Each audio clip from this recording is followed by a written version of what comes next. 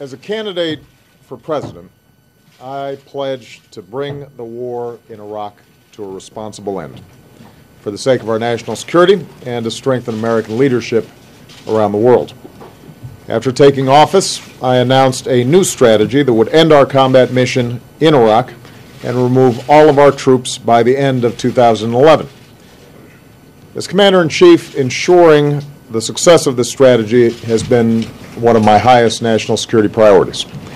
Last year, I announced the end to our combat mission in Iraq, and to date, we've removed more than 100,000 troops.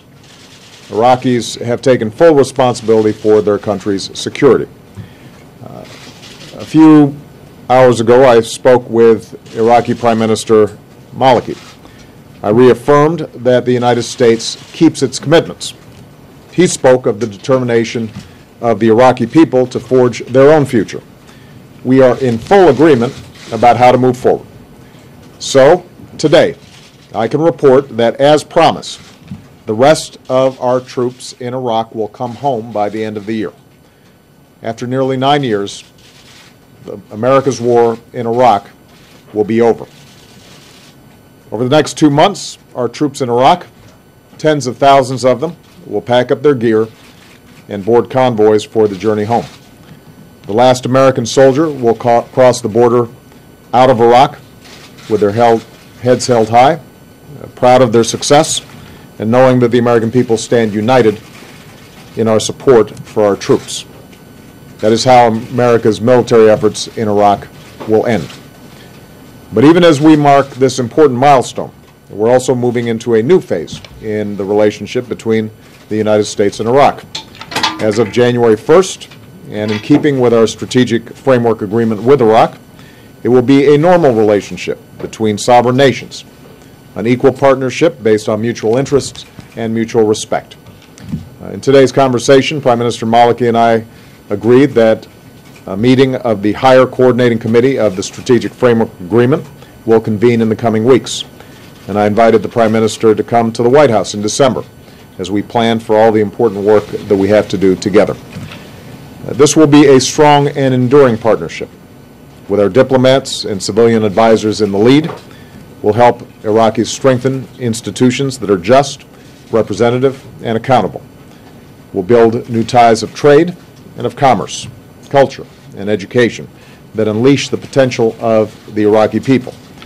We'll partner with an Iraq that contributes to regional security and peace, just as we insist that other nations respect Iraq's sovereignty. As I told Prime Minister Maliki, we will continue discussions on how we might help Iraq train and equip its forces, again, just as we offer training and assistance to countries around the world.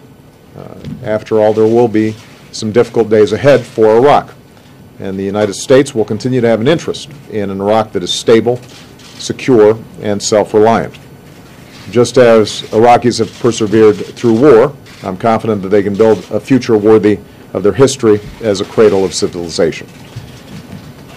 Here at home, the coming months will be another season of homecomings. Across America, our servicemen and women will be reunited with their families.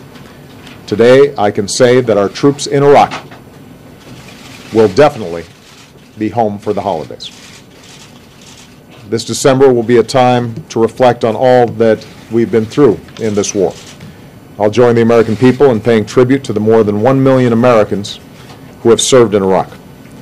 We'll honor our many wounded warriors and the nearly 4,500 American patriots and their Iraqi and coalition partners who gave their lives to this effort. And finally, I would note that the end of war in Iraq reflects a larger transition. The tide of war is receding. The drawdown in Iraq allowed us to refocus our fight against al-Qaeda and achieve major victories against its leadership, including Osama bin Laden. Now, even as we remove our last troops from Iraq, we're beginning to bring our troops home from Afghanistan, where we've begun a transition to Afghan security in leadership.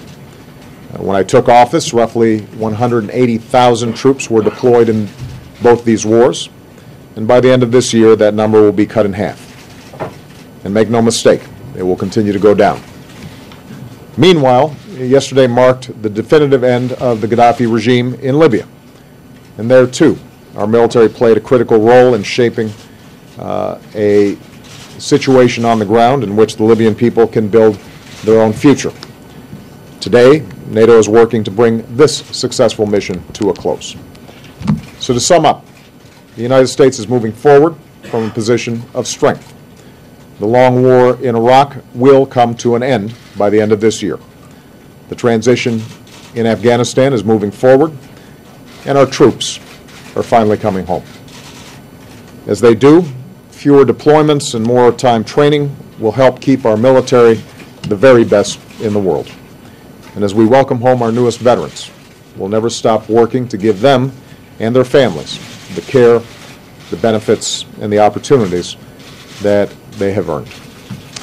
This includes enlisting our veterans in the greatest challenge that we now face as a nation, creating opportunity and jobs in this country.